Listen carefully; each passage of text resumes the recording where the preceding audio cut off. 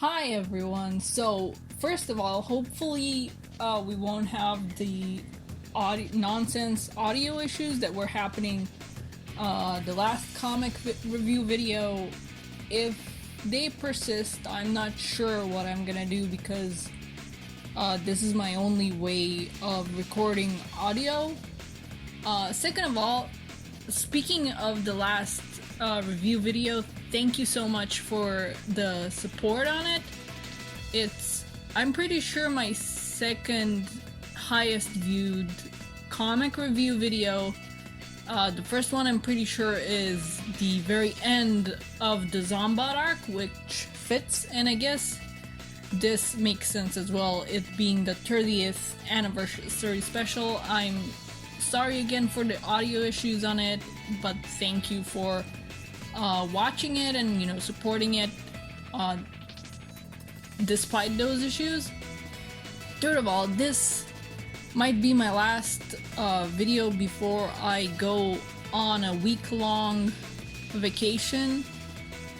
I'm getting my second COVID shot on the Friday after this video comes out, so with how stressful June and July have been, well, stressful both in good ways and bad ways, just a lot going on, and I figured I could use a bit of a vacation and not stress about making videos. It's not stressful, again, it's just there's a lot going on and a lot to do, so I figure I could use a little break and just doodle and stuff. I've joined Art Fight this year again, so I've also had stuff to do there, so at the end of July seems like a good time to take a break from things. But yeah, sorry for rambling, or not. Moving along on the cover, I like the style of the cover, it's quite nice, and it makes me wonder what the contents of the comic will be. It kind of looks like Whisper and Tangle are trying to be all stealthy and stuff, but Jewel is kind of ruining the vibe by being all colorful and sparkly. We know that last issue the Deadly Six set up their plan to attack Restoration HQ, so it's entirely possible that they might need to sneak around. Okay, so I know I don't normally focus on the character introductions here, like the character introduction page, but Starline's little introduction blurb is theatrical bad guy, and I'm so glad they called him out on it because they're right. This issue starts off with Jewel checking in with the Chaotix, Tails, and Sonic. I like the little Star Fox Starbucks parody there. Tracy Yardley, the artist, if you didn't know, said that he headcanons that Tails endorses this coffee place in exchange for free coffee, hence why they can basically use him as a mascot. And I support that headcanon, I rather like it. Even if it is concerning how much coffee an 8-year-old genius Fox can consume. I don't know how healthy that is for him, but hey, boy's doing all-nighters. The pages were, these pages were preview pages, so pretty much everybody's talked about the other panel here by now, but I'm gonna throw in my own 2 cents and say I love how cozy Sonic looks. I'm sure he won't stay all peaceful and comfy for long, but after the Zombot arc, it's always nice to see him getting to rest up. Like, look at him! Look how cozy he is! It's the middle of summer here, and now I just want to be in some winter cottage somewhere in the snow with hot cocoa, please. Tails has built some gadgets to take down the Zeddy and is basically doing a presentation on them. The Zeddy Zapper, which he made based around the Chaos Emerald siphons that the Zeddy had at the tail end of the Zombot arc, and the Zeddy Launcher, so basically a Zeddy Yeeter that's gonna yeet them back where they came from. Tails isn't very creative with names, but that's okay, he's 8. He says he has safeguards against the Zeddy just yanking the zappers off and taking control of the launcher, but we'll see if those work, I guess. Oh, it's really nice to see Sonic be a bit serious. It fits with his character.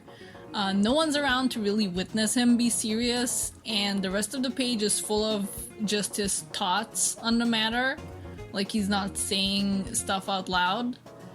He spends a bit of time reflecting on how hard the restoration has worked to rebuild everything, especially after the metal virus, who everyone's trying to recover from, like, physically and, you know, emotionally. And how that's made harder by the Zeddy being out and about and Eggman up to his usual schemes.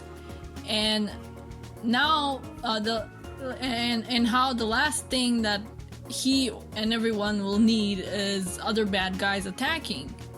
We did see Starline on the introductions page though, so uh-oh. Side note, this panel looks like it would be a great reaction image. Thank you, IDW Sonic. Speak of the devil, there he is! I believe this is the first time Tracy Yardley is drawing Starline for the comics.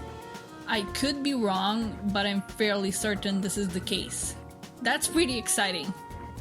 Part of why it's exciting is because, in my opinion, Tracy Yardley can do some fun expressions, and it's fun to see him do those on a character like Starline, who doesn't have the standard Sonic muzzle shape and has like a duckbill instead, I guess.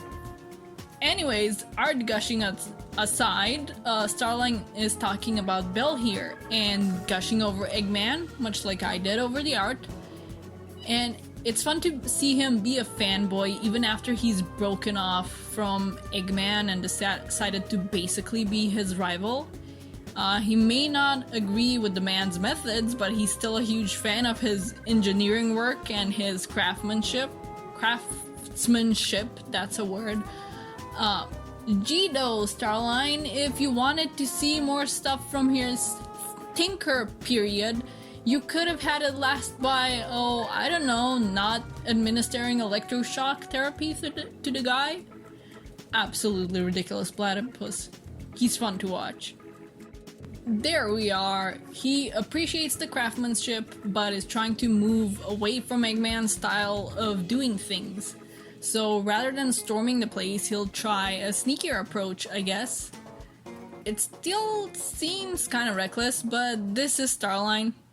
Meanwhile, at the Restoration HQ main entrance, the Deadly Six barge in by sending a frickin' flaming mini truck at the entrance, and that poor guard, who is shown being okay after this, it's fine,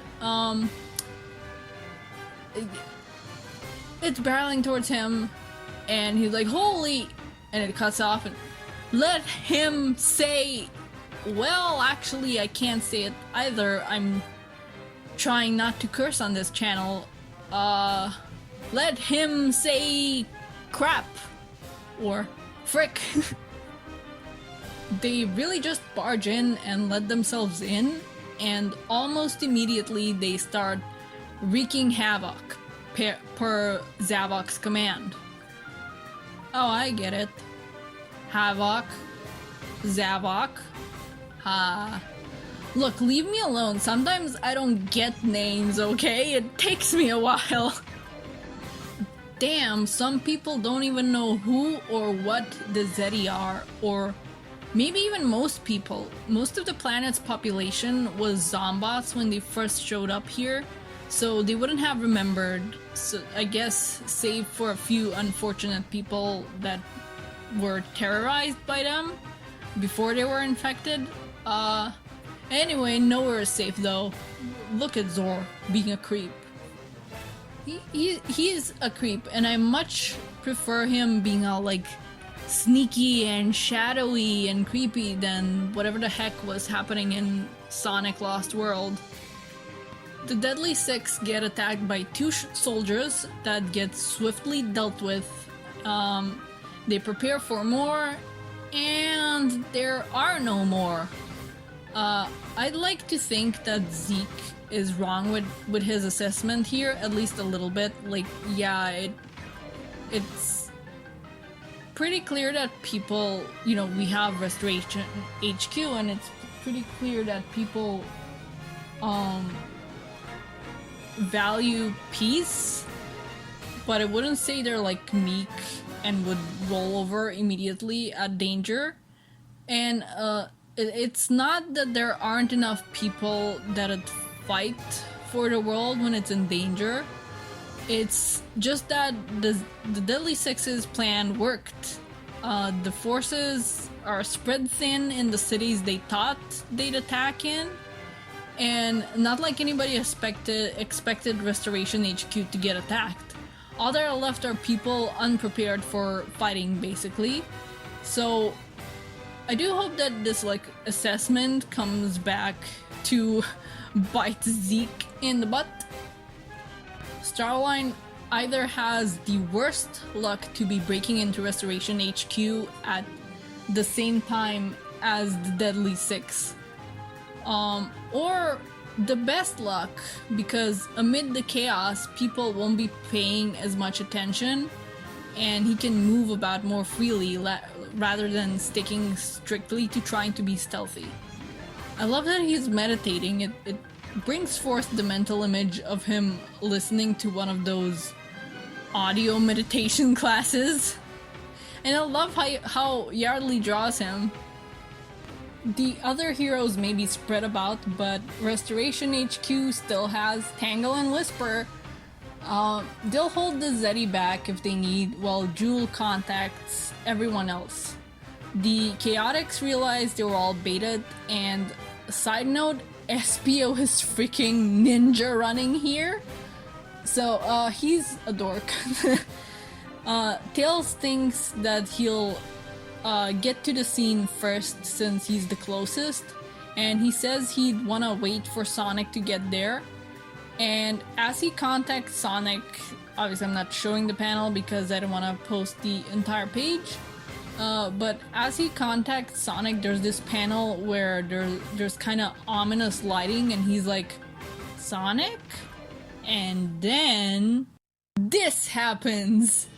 These are just 2 panels from a whole page with 4 long panels like this that you just gotta go and see for yourselves. Like, go read this comic for yourselves. And like, you see the mug and the blanket that Sonic had fly off as he runs off outside. Then he's going through the forest, and then you see the river here, and how ticked he is. And there's a Sonic boom in each panel. Sonic has had enough, and it's always a delight when Yardley gets to draw Sonic being absolutely ticked off. It's so cool. Starline gets a cool little action pose here, and as he does Jedi mind tricks on Zamam, which isn't hard to do, let's be real. There isn't a lot knocking about in that brain. He technically saves them, except of course only because he wants Belle and not because he wants to do some good for once. It's nice to see that Belle still gets to help around in the workshop even after angering the orangutan fella whose name is escaping me right now. But I do love him, I'm just bad with names. I love Starline's response here. Like, oh, I saved you and I'm a bad guy? Well, I can multitask. Yeah, Belle is still rather accident prone in the workshop, it seems, but I'm glad the orangutan, I'm sorry, I forgot his name completely, but I'm glad he's protecting her still. Some very nice artwork of Starline here, as he makes it very clear he wants Belle to come with him. He still isn't saying what his plans are, but apparently Belle could be important to completing them. We can still guess he's trying to make something like Eggman does, maybe?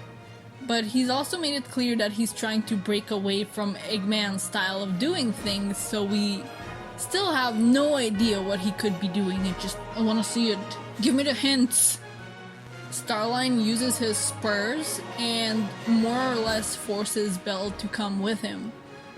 He mentioned it in Bad Guys too, but I do wonder if he could actually kill someone with a second dose of the toxin, or if this is just a scare tactic, like it won't kill someone but he's acting like it would just to scare people into doing what he wants. I doubt we'll ever know, since I don't think Sega is gonna allow Starline to kill somebody on screen with poison. More of Sonic being absolutely ticked off. I love to see it. I'm so glad we're getting to see him show what are seen as more negative emotions like this. Now let him cry next. And he just misses Starline taking Bell away, zooming past, focused on getting to the Zeddy. Look how he barely missed them. It's like an American tail up in here. The Zeddy, meanwhile, have gotten to the door of the control room, and Zavok drops this super creepy line. God, you can almost hear it. It's just such a curious tone. Tomb? How? Well, I ruined it. Tomb. It's 2 minutes. Like, he's such a curious tomb. The living are inside. Let's fix that. The Deadly Six aren't strangers to morbid lines like this, having some of them in Sonic Lost World as well. But here, in my opinion, they actually feel like threats as characters. So these types of lines feel actually threatening and like they have some weight behind them, you know? Sonic gets here in the nick of time and spin dashes into all of the Deadly Six, and Zora and Xena end up falling flat on their faces, so really, what more could you want? We end on this cool shot of Sonic. Well, there's actually a second panel to this of the Deadly Six, but I didn't want to post the full page. But it's a shot of the Deadly Six being all ticked off, and Zavok responds to Sonic like, "No party, Hedgehog, but you're just in time for your funeral." And the issue ends there. Actually, maybe we can have a little of the Zeddy panel as a treat. Here, look at Zaz. Look at his face. Look at how overjoyed he is at the potential to cause some mayhem to this hedgehog. He's like, he's so happy. I bet Yardley had fun drawing this one. Anyway, we have this cool shot of Sonic, and he's sassing the Deadly Six, and it was so cool to see the side of him. Like, he was so angry. Like, I showed those panels. He was so angry. He'd had enough. He was causing sonic booms to get there fast enough. Like, he reflected on things on his own, and then when danger showed up, he was angry and zooming past, and no one could actually witness how angry he was in universe. But then as soon as he gets there, as soon as he has an audience, like an opponent, somebody that could witness his anger, poof, no more anger, just that signature grin of his and some snark. I loved it. And we have more to come. This whole issue was almost like a throwback. Ian Flynn doing the story, Tracy Yardley back at the pencils, and Matt Herms on color duty. It was like back in the Archie Sonic days, but better. All three of these artists have grown so much since those days, and it's an absolute delight to see. It's been a while since we've seen Yardley's art in this comic outside of covers. I missed it, and it was a very nice treat. I love the colors too, they looked so smooth, but it's Matt Herms. Is it really a surprise? And speaking of the Archie Sonic days, they threw us a bait and switch with those covers. Jewel, Tangle, and Whisper are prominent in 2 out of the 3 of the covers, but they appear in the issue itself for like 1 page. This story is only like halfway done, so I'm sure they'll see some action in the rest of the story, and I look forward to it. But the thing with the covers is amazing, and I'll explain why. Okay, so back in the day, Archie Sonic did a bait and switch with, well, pretty much all the time. But with Sonic, which, of course, he's the titular character.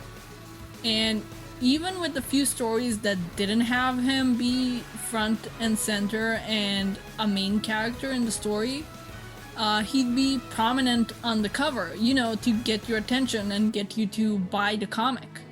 And the reason it's amazing is it wasn't him this time. 3 comic exclusive characters got used as attention grabbers basically for 2 of these covers.